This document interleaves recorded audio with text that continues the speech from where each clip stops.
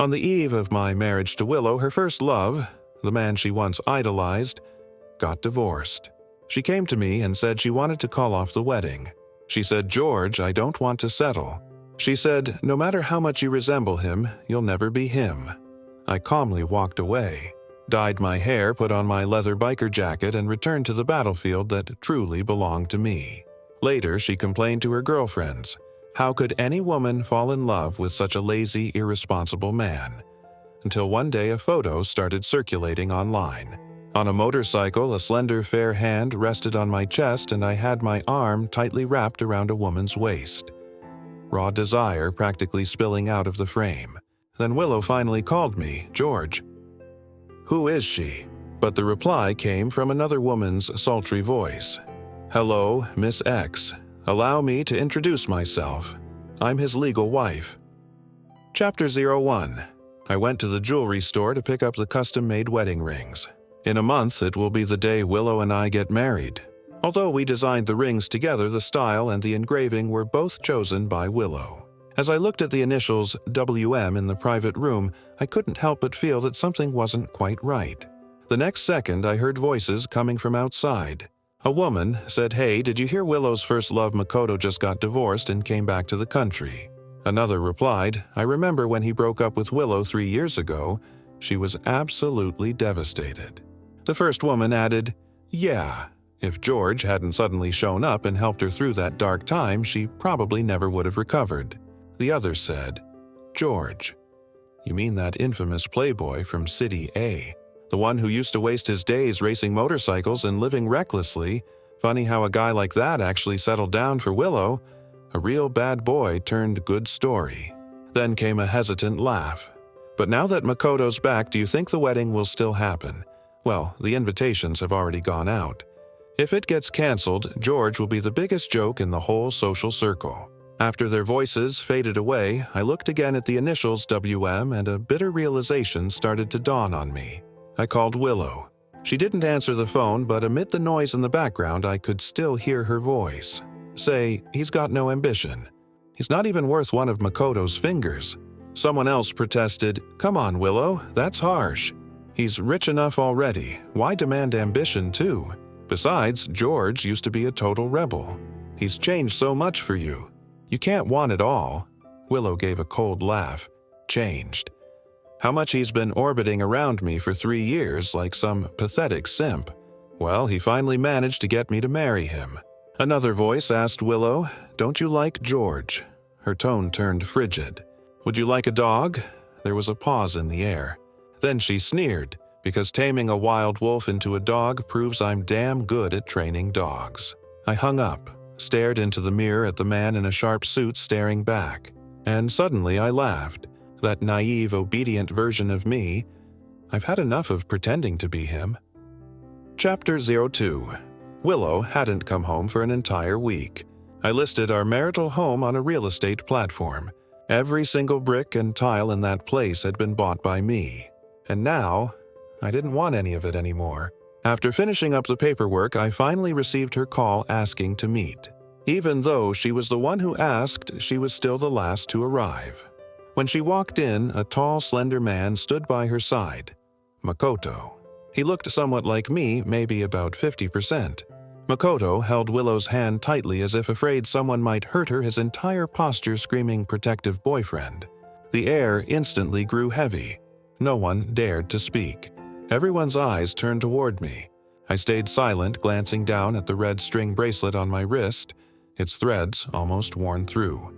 I tugged at the corner of my lips faintly. Finally, Willow walked up to me and said, "George, I'm not getting married." I lifted my eyelids and looked at her calmly. "You're calling off the wedding?" I asked. Leaning against Makoto's chest, her eyes filled with affection, she said softly, "Makoto's back. I don't want to settle anymore. No matter how much you resemble him, you'll never be him." She added, "Do you understand now I don't love you?" I nodded slightly. "Yeah." She looked at me stunned, as if she hadn't expected me to take it so calmly. Then she said, "You know, this engagement was arranged by our parents. I loved Makoto for 5 years and waited for him for 3. Now that he's back, I don't have to keep wronging myself anymore. My patience was thinning. I frowned slightly and said, "Okay, you done?" Willow paused for a few seconds before continuing. "My family will handle our side of things. As for yours, you can deal with it yourself." "The wedding's off," I replied, "Fine." Then I stood up and started walking toward the door. Just as I reached it, Willow suddenly called out, "George." I turned around. She was still standing where she was, but I noticed her other hand, hanging by her side, was clenched tightly. I asked something else. She frowned. "Don't you have anything to say to me?" I thought for a moment. What I really wanted to say was, "I envy you. Your true love came back to you. Mine never will." But all I said was, "Congratulations on your upcoming wedding." As I closed the door behind me, I heard voices from inside. "No way, that's it." That's George's reaction. "Willow, didn't you say he was crazy in love with you? He looks like he couldn't care less." "Can you shut up already?" Willow's annoyed voice cut through. I didn't look back. I should have known long ago. No matter how much Willow resembled her, she'd never truly be her. The real one would never have left me to fall into someone else's arms. Chapter 03. After walking out, I went into a barber shop. I got rid of the side part I'd kept for 3 years. When the sharp golden hair appeared in the mirror, it felt like I was finally becoming myself again. Then on my wrist I had a new tattoo inked "Je ne recule jamais," French for "I never retreat." Finally, I walked into a shop I hadn't stepped foot in for 3 years. "David, bring my bike out." A shirtless mechanic came out from the back. He looked at me in shock, eyes reddening almost instantly. It took him a long moment to react before he stammered. George Hoare nodded. "Yeah, it's me." He looked me up and down, still dazed. "George, what are you doing here?" My gaze fell on the 2 motorcycles parked in the most prominent spot. One white, one black. I smiled. "They're still here." He said, "George, I wipe them clean every day. They're as good as new. You could take either one out right now. Where do you want to go?" "Should I tell the guys?" I shook my head. "Just bring it out. I want to go for a ride alone." He nodded. "All right." The moment I got on, that long-lost feeling surged back into me. It had been so long since I'd last ridden. Almost as if, as long as I stayed off the bike, I could pretend that summer never happened. I turned to glance at the other one, the white Kawasaki, and thought of her. David followed my gaze, his eyes reddening again. He said quietly, "I've been waiting for Sister Anna too. Little White has been sitting here untouched. I kept it beside yours, thinking maybe one day they'd both hit the road again." Then he asked softly, "George, it's been 3 years. If I manage to wait long enough for you to come back, do you think she'll come back too?" I froze for a second. So it really had been 3 years. He said, "Didn't they say, if you listen to the clock that runs backwards 1,000 times, you'll see the one you miss? I've already done that, but Anna still hasn't come back." I turned my head away. My nose stung a little, but I still smiled and said, "It's just something people say to comfort themselves. The dead can't come back to life." Then I started the engine. What David didn't know was that I'd already listened to that song 10,000 times. I rode all the way up to the mountain peak. Looking down at the view below, I shouted into the night, "Anna, I did everything you told me. Settled down, started a career. So why haven't you come back?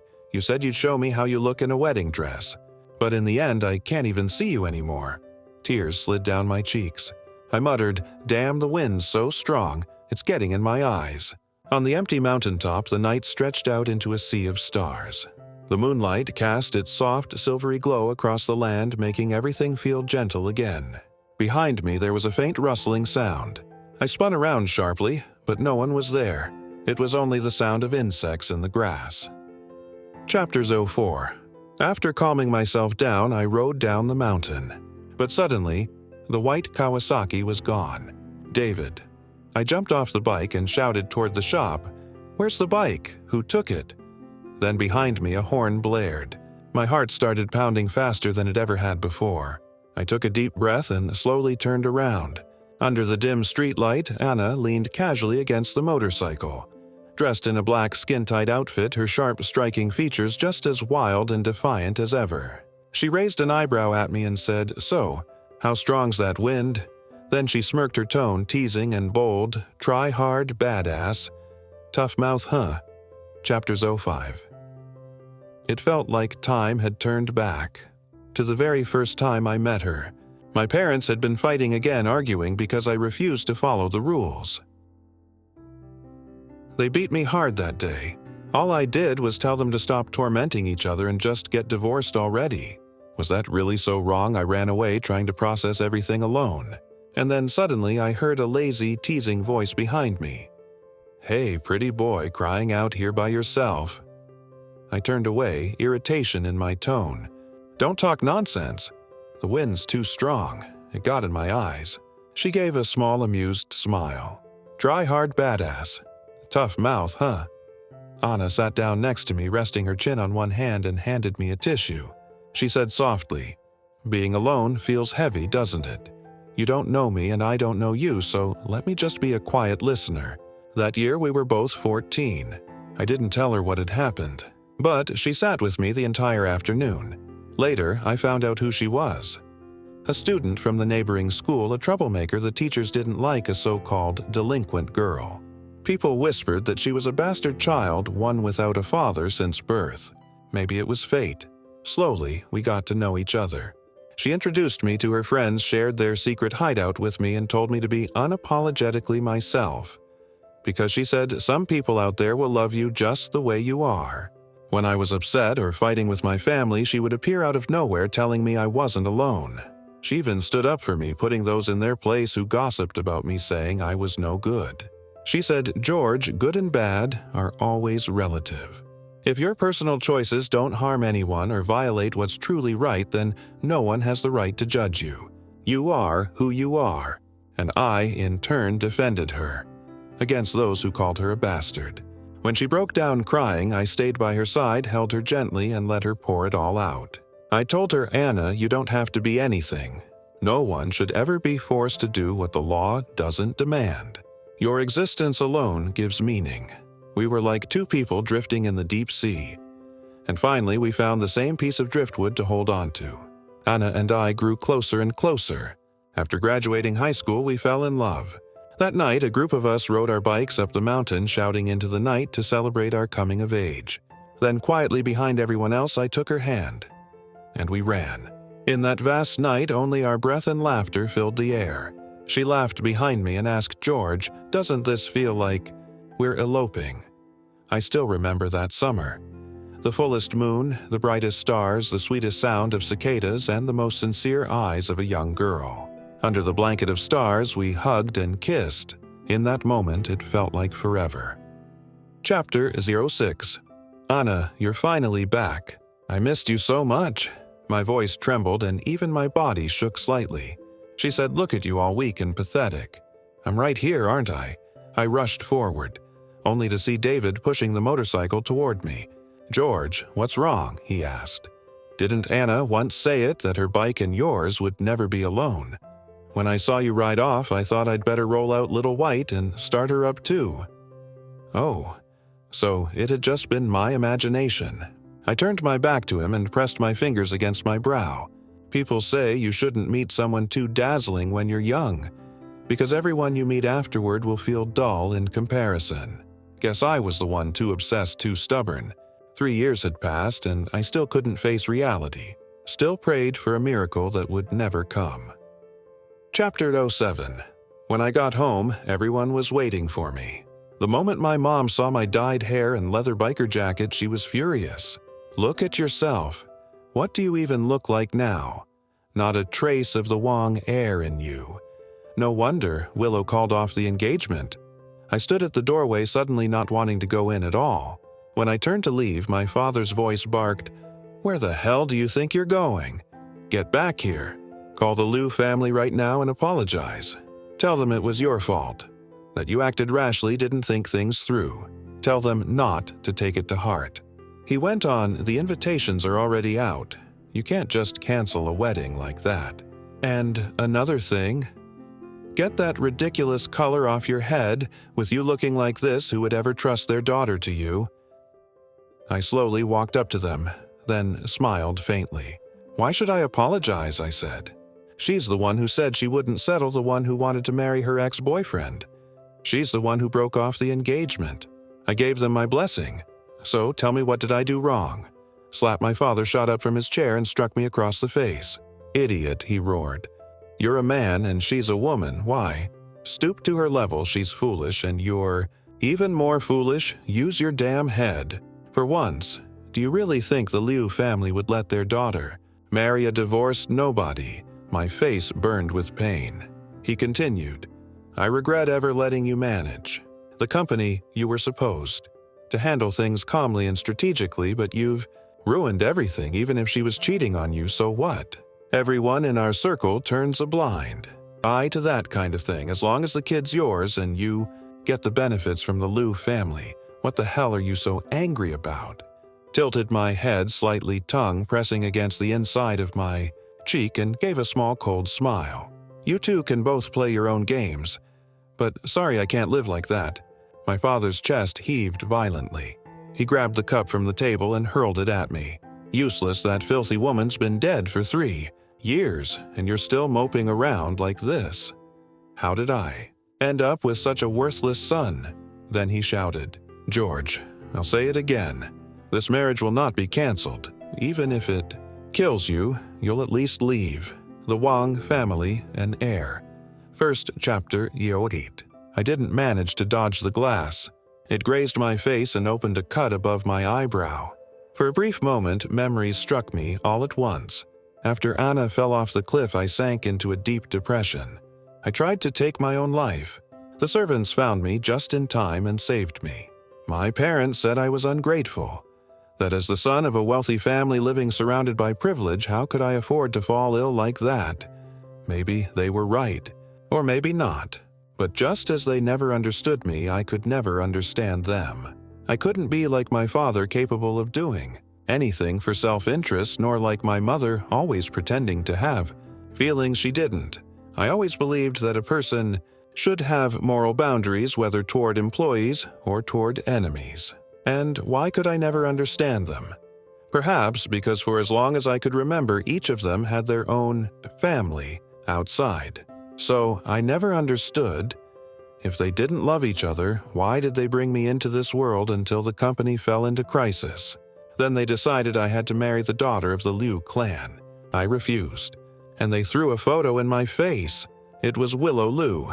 Stop acting like a martyr, they said. If you really don't want to live, then go ahead and die. I lowered my head and looked at the photo. For a moment, I thought Anna had come back. They looked too much alike, especially their eyes, as if a dying man had found one last ray of hope. I agreed to meet her on the condition that my father start transferring some company power to me. So to prove that I had matured, I completely changed my image. I wanted to stay by Willow's side because even if it was only for that face, it was enough for me. I never expected Willow to take the initiative and leave me her contact information. She made the first move, and so we ended up together. Later, I realized she was only using me as a substitute too. We were merely satisfying each other's needs. So when she told me to quit smoking, I did. When she asked me to learn how to cook, I learned. When she wanted me to buy a villa, I bought one. She even told me to stop riding motorcycles, and I listened. In the eyes of others, the once rebellious me had turned over a new leaf for her. I loved her so much it almost killed me. Even Willow herself believed that. What could I say? I was willing to do anything for that face. So even when she crossed my boundaries again and again, I endured it. Because whenever I looked at her, I saw Anna, as if she were still by my side, never gone, until the day her true love came back. Her eyes had room for no one else. That's when I finally woke up from the dream. No matter how similar she looked, Willow would never be her. Chapter 09. Before going to sleep, I unexpectedly received a call from Willow. She said, "Your parents called mine." I remembered that earlier tonight I had posted the first motorcycle photo I'd shared in 3 years on my Moments. A friend commented under it. George took me for a ride. Not long after Willow replied to that comment, she wrote, "What kind of woman would even want to date such a man who's wasting his life like this?" So I called her and said, "Don't worry, this marriage isn't just something you don't want anymore." Still, I couldn't help but feel a bit of regret.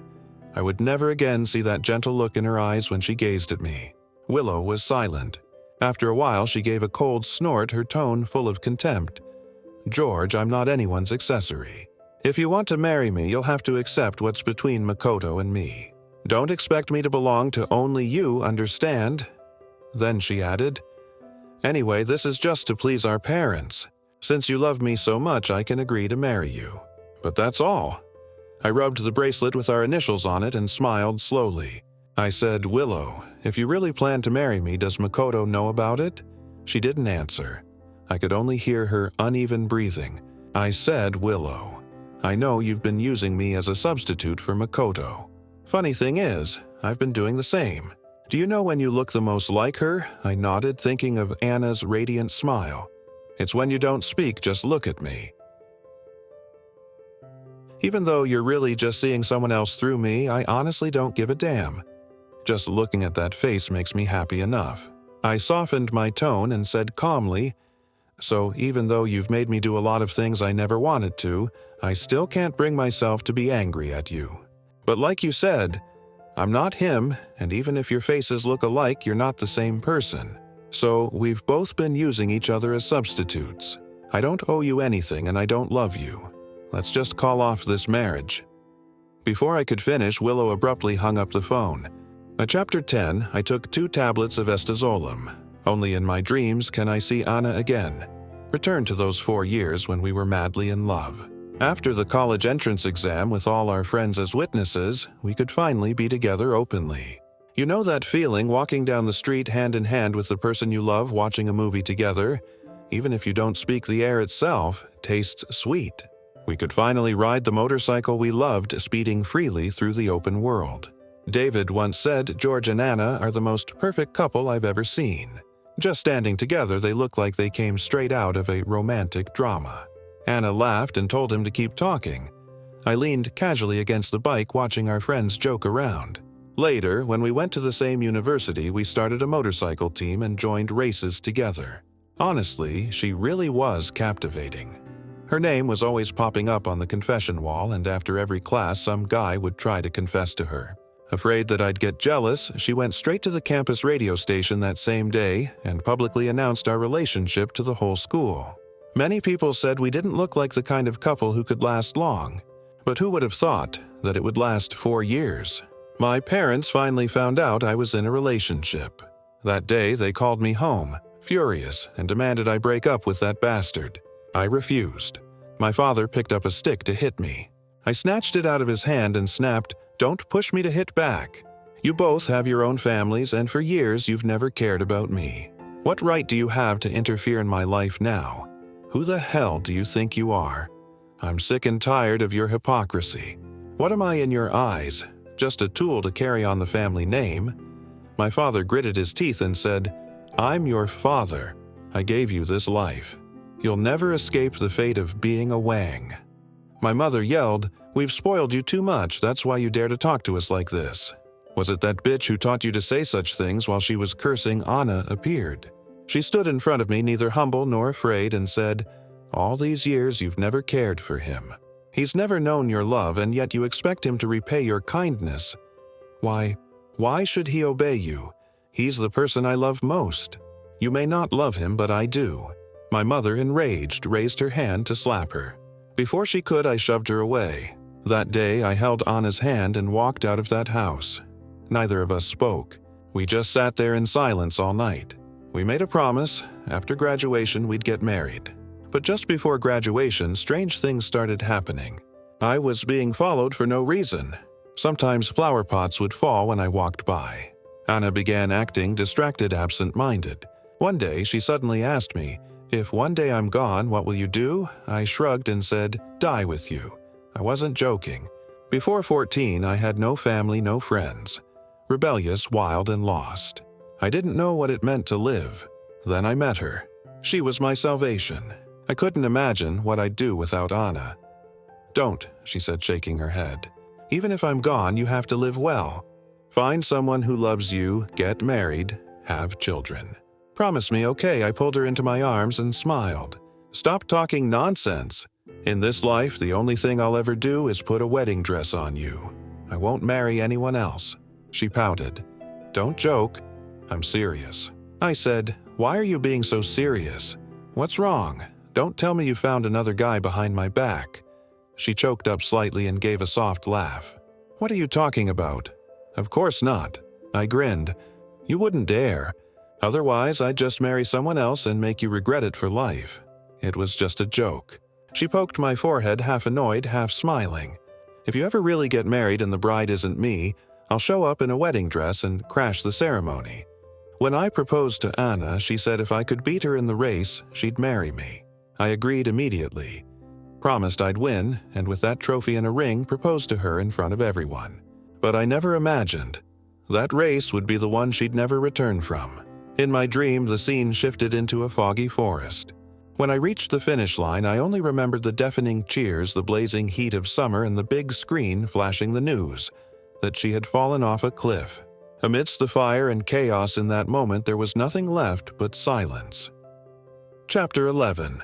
Anna, I jolted awake, my back drenched in sweat. The phone rang. It was David. "George, there's a race up on the mountain road." "You comin'?" I said. "Yeah, I'm coming." It wasn't my usual track, but I figured it was time to move forward. He said, "This one's a small race. There'll be a big one in a few days. You and Domi and the others already went ahead."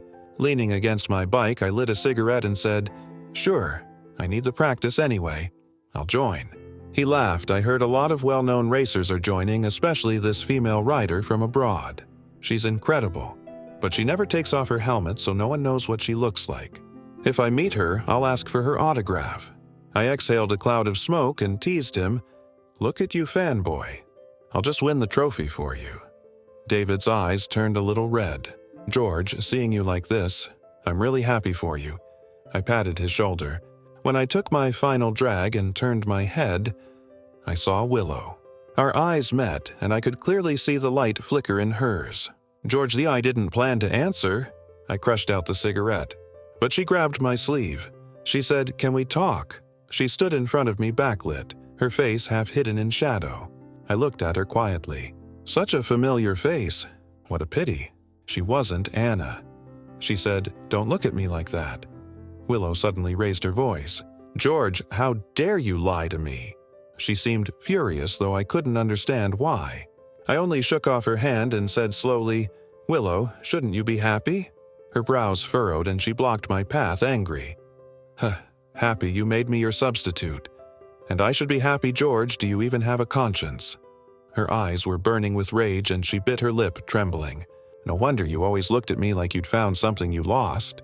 No wonder you'd stare at me all the time. I thought you really loved me. I even foolishly agreed to the arranged marriage between our families.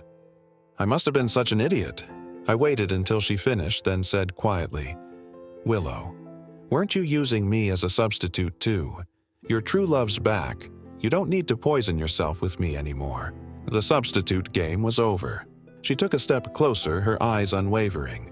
"Even if I was a substitute, weren't you trying to move on because of me? Would you have done it for her?" I thought for a moment, then answered honestly, "No." I remembered what Anna once said, "If the bride isn't me, I'll show up in a wedding dress and crash your wedding." That was the last obsession I allowed myself to keep. Willow pressed her lips together. "So you never liked me at all?" I looked straight at her, calm and steady. "You don't like me. I don't like you. Isn't that fair?" she said. She stopped herself, biting down hard on her lip. "Of course it's not fair. George, you're nothing but a dog at my side. There are 6 days left until the wedding. You'll regret this." I replied, "I won't." Chapter 12. After packing my luggage, I boarded the flight to Shanghai. There were only 4 days left before the wedding. My parents still hadn't called it off. They were clinging to a sliver of hope that Willow and I might somehow make up. I looked down and touched the red string I'd worn for 7 years. I thought once the race is over, I'll finally sever ties completely with that hollow family. I finally understood. Some parents just don't love their children. And I'd made peace with that. David came to pick me up from the airport and took me to the hotel. He said, "I heard that female racer is staying here too. Maybe we'll run into her." I chuckled. "You her fanboy now?" David scratched his head. "I just think some of her moves remind me of Anna." My heart skipped a beat. Sensing the awkward silence, David quickly changed the subject. "George, a lot of our old friends are joining this race too. They'll be thrilled to see you here." When we arrived at the track, I really did see many familiar faces. Most of them had been Anna's friends back in the day. They were people with rough pasts pulled out of their darkness by her hand, each of them finding a new purpose to chase in life. There, the white bike. David nudged me and pointed toward someone. They were a little far away, so I couldn't see clearly. But when I looked, coincidentally, that person turned their head too, the helmet glinting under the light. Strange. A wave of recognition hit me like lightning. My hands started to tremble. My heart pounded so hard it nearly leapt out of my throat. David laughed and shouted, "George, we're all counting on you out there." As the countdown for the race began, I locked my eyes on that white motorcycle. Suddenly, I remembered the race from 3 years ago, the one before everything fell apart. Before the start, Anna had said to me, "If you can beat me, I'll marry you." And I had promised her with all the confidence in the world that I'd win the trophy and propose to her under the cheers of the crowd. The engines roared to life. David seemed to shout something at me, but I couldn't make it out. At that moment, I could only see one thing, that white blur ahead of me. I thought I need an answer. No matter who she is, I have to see the face beneath that helmet. The timer hit 0.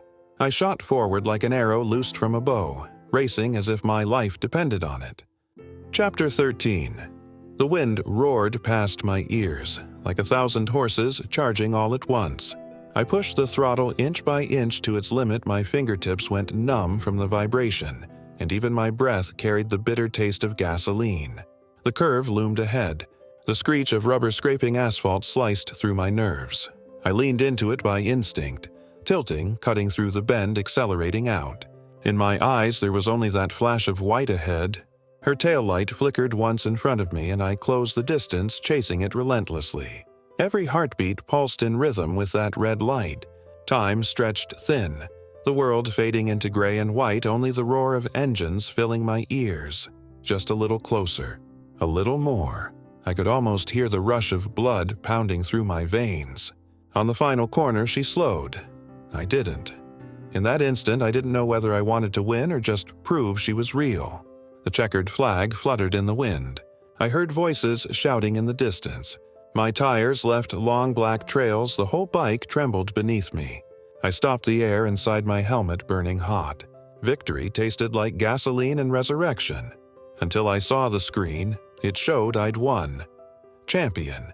And the female racer, she had a foreign name. We followed the staff backstage. My jaw tightened as I stepped forward, blocking her path. I knew it was rude, but I had to see her. I asked if she could take off her helmet. She didn't move, just stood there silent. Even her figure was so much like hers. My heart pounded so violently I thought it might burst. Finally, she spoke. "I'm sorry. Sorry." In that moment, everything around me turned cold. So, it wasn't her. Of course not. I remembered that summer. Anna asking me if I'm gone one day, what will you do, and me laughing, saying I'd die for her. But I hadn't. I lowered my head, my lips trembling uncontrollably. That was it, the last trace of hope gone. I turned to leave, but suddenly someone grabbed my arm. I looked back, my gaze following from her fingers to the slender wrist, and saw it. A red string. Frayed faded the same as mine. My mind went blank. Then she lifted her hand and removed her helmet. And I saw the face I'd been dreaming of for 3 years. The same curve of her smile. The same warmth. Anna. My Anna. I missed her so much. But when I opened my mouth, no sound came out.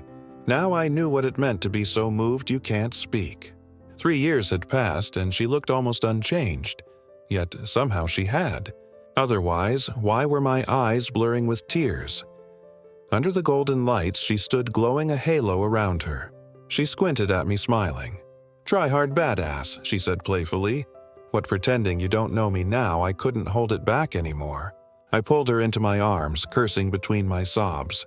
"Damn it, why did you take so long to come back?" She smiled faintly. "I heard the try-hard badass was getting married, and the bride wasn't me. So of course she said I came back. To crash the wedding." She hooked her arms around my neck and kissed me, and I could hear it, that subtle tremor and choked breath hidden inside her voice. Chapter 14. I held her, tightly, desperately, afraid that if I loosened my grip even a little, I'd wake up and realize this was all just a dream. I was so tired, so even if this was an illusion, let me stay asleep just a little longer. She bit her lip and whispered, "I'm sorry. I promised that if you beat me, I'd marry you. But I broke that promise for 3 years." Her eyes softened. "Do you blame me?" I shook my head. "No. How could I? As long as you came back, I don't need anything else. I just need you." That day at the award ceremony, I offered the trophy to Anna. As I looked at her, the woman before me overlapped with the girl from years ago. A proposal 3 years late, and finally a perfect ending. Chapter 15. That night, we turned all the longing of the past years into movement, again and again claiming each other through sweat and tears. Even when we were completely exhausted, neither of us wanted to stop. In the end, she lay in my arms and finally began to tell me everything that had happened over the years. It was a dramatic story, almost absurd. The reason Anna and Willow looked so much alike was because they were truly sisters. Anna's mother had also been a rich young heiress who fell in love freely with Anna's father. But Willow's mother interfered. Drugged, Anna's father got pregnant and took her place. Unable to tolerate such betrayal, Anna's mother left only to find herself pregnant as well. Later, when Willow's mother learned of their existence, she secretly used her power to suppress them. That pressure slowly turned Anna's mother bitter, filling her with a desire for revenge. So she controlled Anna, ordering her to go abroad to help her uncle's business and to strike against the Liu family. Anna refused, because of me. So Anna's mother targeted me instead. Suddenly, those inexplicable times I was followed made sense. Anna got scared. She begged her mother not to hurt me. But her mother, now completely consumed by obsession, gave her an ultimatum. Leave this place. So they staged a fake death. Anna was taken abroad. For 3 years, she barely slept more than a few hours a day just so she could see me sooner. Her voice trembled slightly as she said, "You have no idea how much I missed you." She told her story as if it were someone else's, how she struggled to prove herself, how she fought to break free from her mother's control. She hadn't dared to see me or contact me, afraid that doing so would endanger me. She finished her story in just a few dozen minutes, but I could feel how hard those years must have been for her. She held me tightly, and I held her even tighter as if I could merge her into my very bones. Anna's voice trembled as she said, "Every time I missed you so much, I thought I'd go insane. I'd stab my wrist with the tip of a pen and tell myself, 'Hurry, hurry, George is still waiting for me.'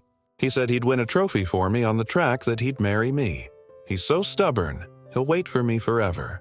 So I studied like crazy, bit by bit, breaking free from her control until I could finally stand before you again.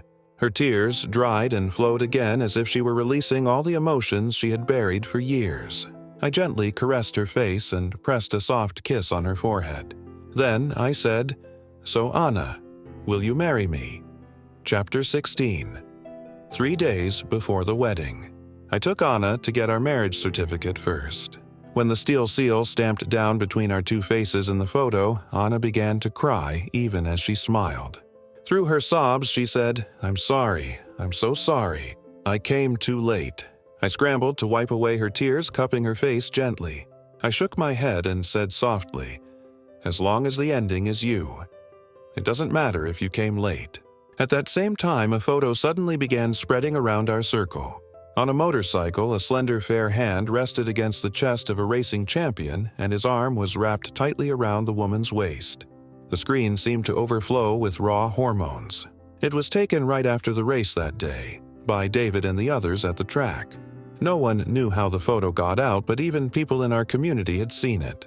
As soon as someone posted the photo in the group chat, it exploded with comments.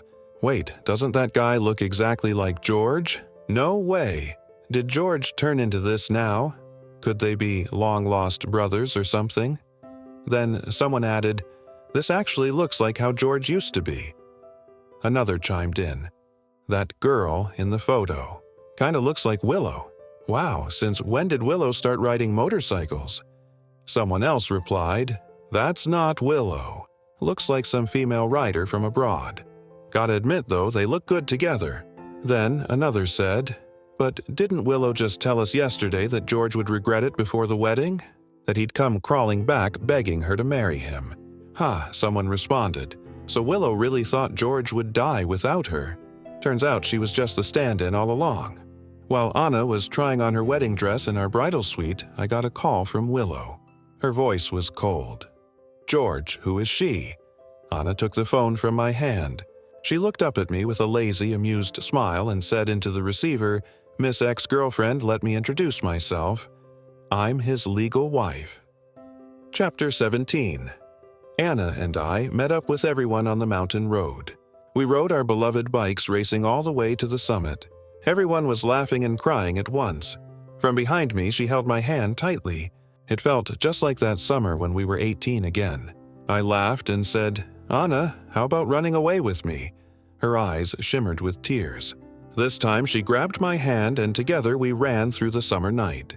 Anna tiptoed and kissed the corner of my lips, but I turned the tables, grabbing her waist and pulling her into a deep, lingering kiss.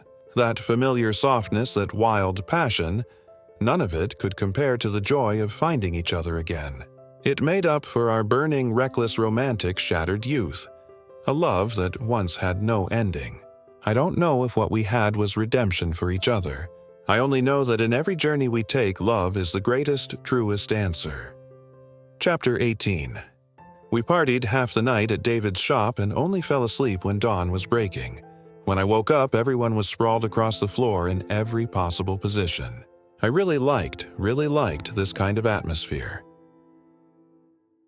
I planned to step outside and feel the cool mountain air. But unexpectedly, I saw Willow. She was sitting under a telephone pole looking utterly exhausted, dark circles under her eyes. I had no idea when she'd arrived or how long she'd been there or what she wanted. I didn't want to see her. But she got up and blocked my way before I could turn around. "George," she said, "let's get married." She pulled a household registration book from her coat. I didn't know what kind of game she was playing. I took a step back, raised my hand to show my wedding ring and said, "Willow, I'm already married." She froze in place when she heard that. Then she asked, "You married that little rebel girl?" I nodded. She snapped, furious. "How can you marry anyone you've only known her for a few days? Why can she but I?" She stopped mid-sentence, her tone softening. Looking at me quietly, she bit her lip and said, "I haven't told my family to cancel the wedding yet. 2 days from now, let's just go through with it as planned, okay?" I shook my head. "The wedding won't be canceled. I'll just change the bride." For a second, she was completely stunned. Then she laughed bitterly and scoffed, "If your wife finds out she's just a stand-in, she'll definitely divorce you." "George, don't be stupid. I'm your best choice." Oh, Willow didn't know. Anna was the one I had loved all along. The next second, a woman's voice came from behind me. "Don't worry. We won't be getting divorced." Anna walked up, wrapped her arm around mine, and tiptoed to press a kiss on my lips.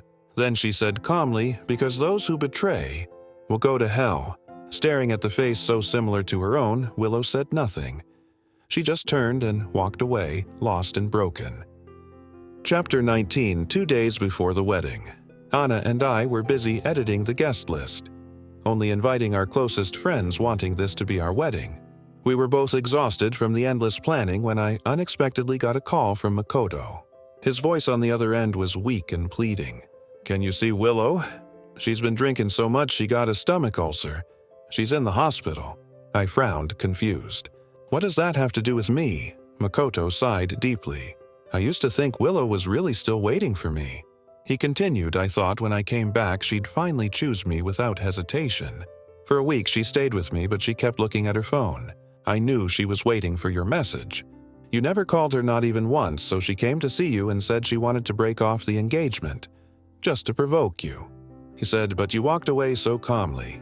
You have no idea how insane she went after you left." That's when I realized. In this whole stand-in game, she'd actually fallen for you. He added quietly, "When she found out you were with someone else, she even murmured your name in her sleep." I frowned and cut him off. "I'm not interested in hearing this. I never had feelings for her." I said, "Not once." I said, "She's the same, just unwilling to accept that she lost control in this relationship." Then I hung up. Chapter 20. The day before the wedding. Wong Corporation and Zhu Corporation announced a high-profile joint acquisition of the Liu Group. Only then did everyone finally realize the Liu family had an illegitimate daughter living abroad all along. But instead of fighting for inheritance, she and her mother had joined forces for revenge. That day, everyone online was also buzzing about another thing: how much Anna Shu looked like Willow. And at that exact moment, I announced that I would marry my first love from youth. The wedding set for the next day. That's when everyone connected the dots. The mysterious female racer was her. She was my love, who had returned from the dead. My father was overjoyed, praising me for being far-sighted. He said proudly, "You truly take after me, better than the master himself." But that very day I brought Anna home and told them that from this moment on, I was cutting all ties with them. I'd never been able to do it before, kept tearing myself apart inside, because I thought they gave me life. Because deep down I still had illusions. I wanted their understanding. But coming into this world wasn't my choice. And since I'm already here, I'm my own person. When I was writhing in pain again and again, they stood at a distance watching me drown in that dark ocean, never once reaching out to save me. If I can't have it, then I won't want it anymore. After all, not everyone in this world is born with family love. Learning to accept the absence of certain emotions, that too is part of growing up. When I left, my parents stood before me. For the first time, I saw panic on their faces. But that no longer had anything to do with me. Chapter 21, The Wedding Day. Anna wore the wedding gown I had prepared long ago. It fit her perfectly. She looked at me and asked, "How did you know I'd come back?" I pinched her cheek gently and smiled.